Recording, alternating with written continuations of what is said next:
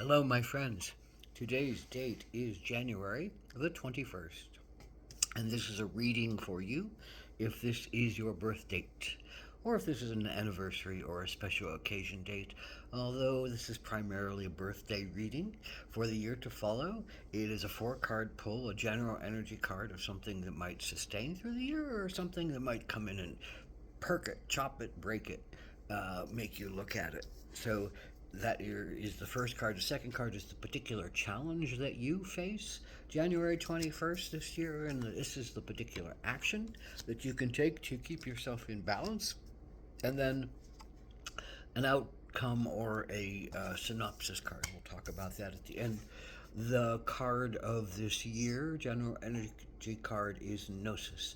And Gnosis is more of a point in time that forever changes your life. Gnosis is when you come to that sense of an innermost knowing that has affected every one of your senses, that has touched and moved you on the deepest level possible, and your greatest understanding of life and beingness comes in some kind of fantastic way, some kind of pointed way, some kind of heartfelt and body felt and soul felt way. This is innermost knowing, this is truth, this is the revelation of beingness that surpasses other revelations for you in general. Um, and this is a sense of changing your life because it changes your soul's point of view, your own internal point of view. That your soul and your spirit are saying, look at it this way now.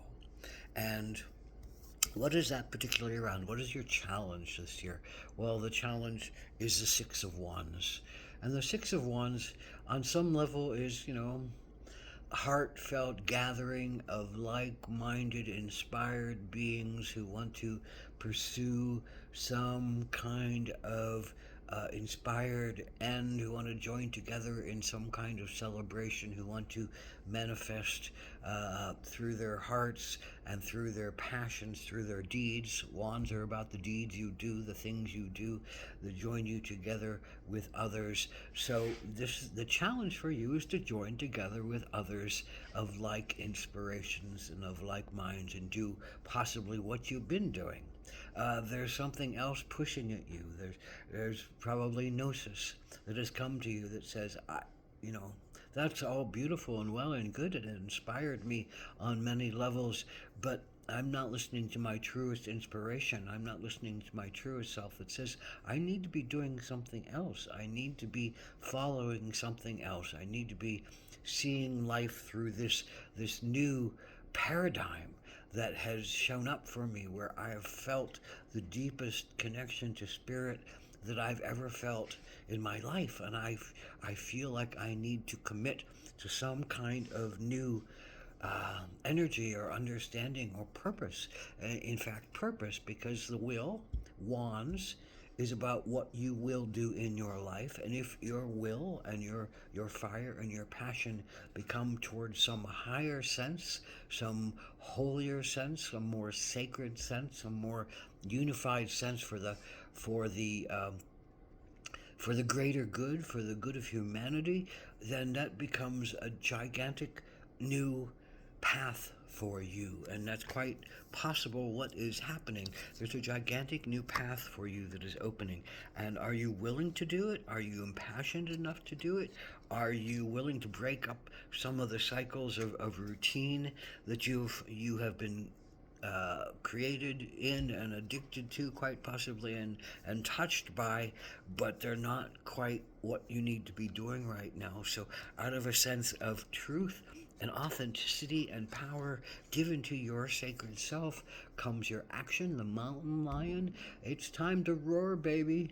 It's time to stand up and give that mountain lion call and let everybody know that you have a voice and you have a passion, and you have a connection, a deep connection to the psychic mysteries, and you have a deep connection to the unknown mysteries of the universe, and something bigger than yourself, something more along the lines of thy will be done. There's a bigger will, a universal will, a sacred will, a psychic will, a gnosis will that is pushing you forward to speak this new truth, to share this new profundity, to have the courage to live up to the passion that you feel underneath yourself.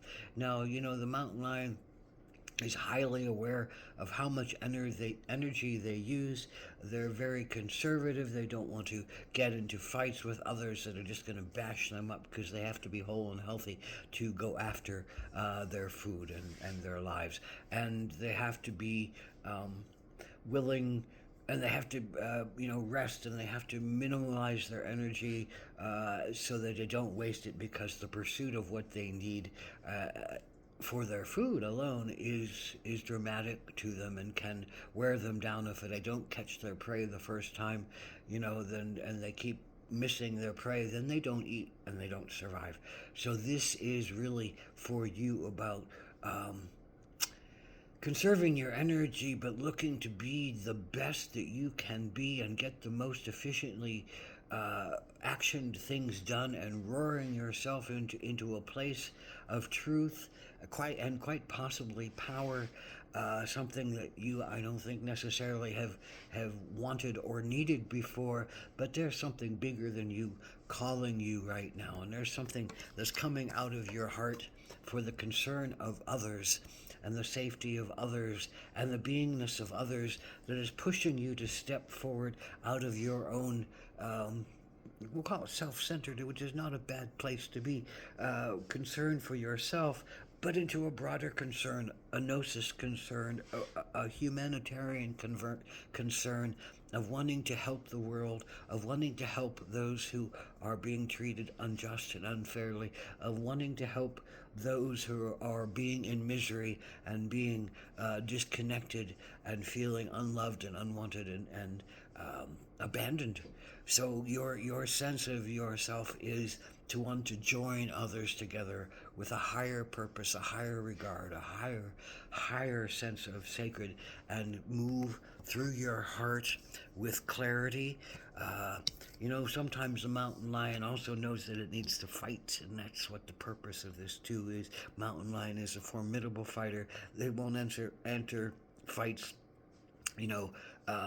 willy-nilly. Again, they have to conserve what they want to do and how they want to do it. So this is great introspection, and it's great willingness to have the courage to fight with your might for something that feels so true and complete to you, that the only thing you can do is surrender to it, because gnosis always leads back to an unknowing, a knowing and an unknowing, a great universal truth which always leads to another mystery. And so we have to live this life of mystery and truth, and we have to follow our own deepest heart and our own deepest spirit and our own deepest calling in order to live the truest to our own sacred being, and to find the gnosis, find the truth that sits out there and compels us. In the biggest picture, are we doing what we hope and pray is the most positive thing that we can possibly do? Well, may that be so, but we never know how things are going to turn out, or what the next step is or what everybody needs to learn. So there's always, ups and downs, there's always disappointments, and there's always well-givings, and there's always this need to more closely follow our inherent spiritual sense of things, and listen to our heart, and speak our truth, and do our best. And that's all we can do. Ahom Matakwas.